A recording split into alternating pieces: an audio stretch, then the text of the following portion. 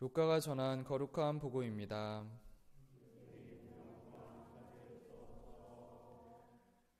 그때 예수님께서 제자들에게 말씀하셨다. 사람들이 너희에게 손을 대어 박해할 것이다. 너희를 회당과 감옥에 넘기고 내 이름 때문에 너희를 임금들과 총독들 앞으로 끌고 갈 것이다. 이러한 일이 너희에게는 증언할 기회가 될 것이다. 그러나 너희는 명심하여 변론할 말을 미리부터 준비하지 마라. 어떠한 적재자도 맞서거나 반박할 수 없는 언변과 지혜를 내가 너희에게 주겠다. 부모와 형제와 친척과 친구들까지도 너희를 넘겨 더러는 죽이기까지 할 것이다.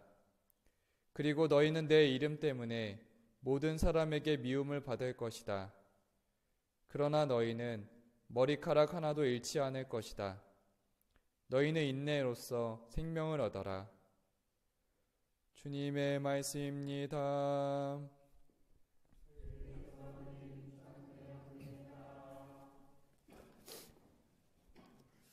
찬미 예수님, 오늘 말씀 중에서 너희는 내 이름 때문에 모든 사람에게 미움을 받을 것이다. 그러나 너희는 머리카락 하나도 잃지 않을 것이다. 순교자들은 예수님의 이름, 그 신앙을 지키고자 모든 사람에게 미움을 받아 육신은 죽었습니다. 하지만 박해자들이 순교자들의 육신을 죽일 수는 있어도 영혼은 죽일 수 없었습니다.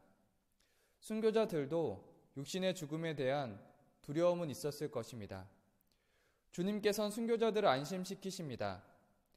너희는 머리카락 하나도 잃지 않을 것이다. 순교자들은 신앙과 세상과의 대립 안에서 미움을 받았습니다. 순교자들은 그 신앙을 지켰고 그 신앙을 전해줍니다. 순교자들의 신앙 중에서 오늘 전 세계 교회에서는 둥락 안드레아 신부님과 동료 순교자들의 신앙을 기억합니다. 오늘은 특별히 베트남 잠반프 요셉 수사님의 번역의 도움을 받아서 우리나라에서는 거의 처음으로 둥락 안드레아의 구체적인 삶과 신앙을 전합니다. 둥락 안드레아 신부님은 1785년 박림교구에서 태어났습니다.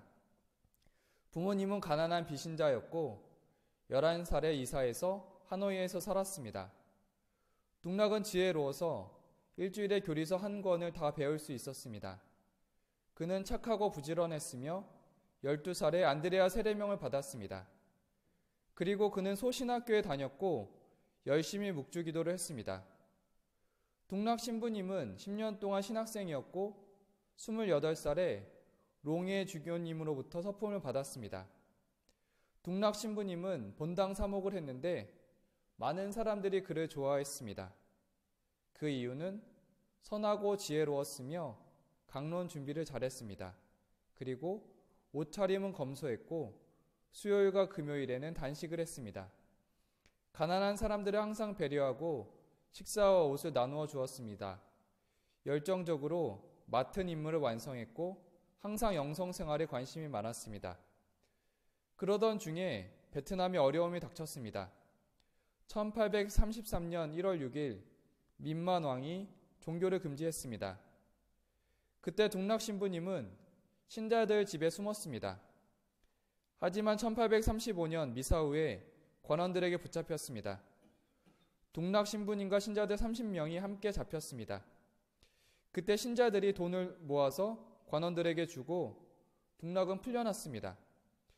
그때부터 관원들이 둥락 이름을 알게 되었기 때문에 둥락은 잔한 둥락으로 이름을 바꿨습니다. 둥락 신부님은 다시 두 번째로 잡혔고 신자들이 돈을 주고 다시 풀려났습니다. 그리고 나서 둥락 신부님은 배를 타고 가는 길에 비와 태풍을 맞아서 육지에 올라가서 쉬게 되었습니다. 하지만 육지에서 세 번째로 관원들에게 붙잡혔고 다시 감옥에 가게 되었습니다. 감옥에서 관원들이 둥락 신부님께 물었습니다. 당신들은 체포되었지만 왜 그렇게 행복하게 이야기하고 죽음을 두려워하지 않습니까? 둥락 신부님은 기쁘게 대답했습니다. 왕은 종교를 금지했고 하느님은 나를 체포하려고 했습니다. 나는 겁먹지 않습니다. 오히려 내가 섬기는 하느님을 위해 열심히 일했기 때문에 행복합니다. 주교님은 신자들이 관원들에게 돈을 주고 동락을 구하는 것을 허락했습니다. 하지만 동락 신부님은 자신이 세 번째로 체포된 것은 하느님의 뜻이라고 생각했습니다. 그래서 동락 신부님은 신자들이 자신을 구하는 것을 허락하지 않았습니다. 그가 배를 타고 하노이로 떠나갈 때 많은 신자들이 울었습니다. 관원들이 백성들에게 물었습니다. 신부님은 무엇을 가지고 있기에 여러분은 애통해야 합니까? 신부님은 우리에게 좋은 것을 가르치고 도박을 하지 말고 술을 마시지 말고 남편과 아내가 서로 배려하고 사랑하도록 가르쳐 주었습니다. 그렇게 가르치는 착한 신부님을 왜 죽이려고 합니까?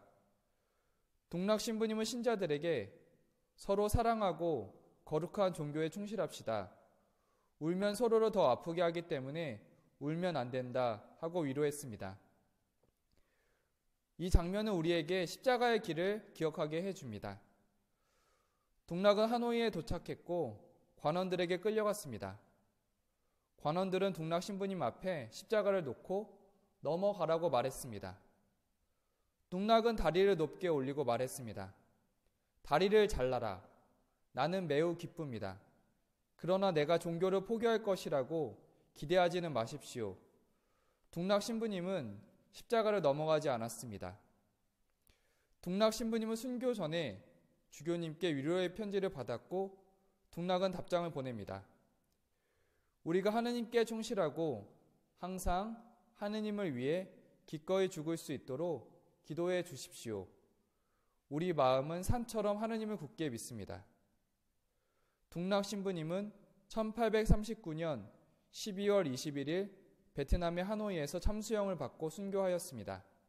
그리고 교회에서는 1988년 6월 19일 로마의 성 베드로 광장에서 교황 성 요한 바오로 2세가 성 안드레아 동락 사제와 116명의 동료 순교자들을 시성하면서 그들의 추기를 11월 24일에 기념하고 있습니다. 동락 안드레아 신부님은 세 번째 체포되었을 때도 다시 풀려날 수 있었습니다. 하지만 동락 신부님은 순교가 하느님의 뜻이라고 생각했습니다. 하느님을 위해 기꺼이 죽고 산처럼 하느님을 굳게 믿는다고 하십니다. 동락 신부님의 순교의 피는 베트남 그리스도인 그리고 전 세계 모든 그리스도인을 위한 것입니다. 그 믿음이 지금 우리에게 전해집니다. 우리는 신앙생활을 하면서 우리는 신앙과 세상의 대립을 마주하게 됩니다. 내가 원하는 것을 선택합니까? 아니면 하느님의 뜻을 선택합니까? 세상의 재물입니까? 하느님입니까? 오늘은 동락 신부님이 쓴 편지 내용인 우리가 하느님께 충실하고 항상 하느님을 위해 기꺼이 죽을 수 있도록 기도해 주십시오.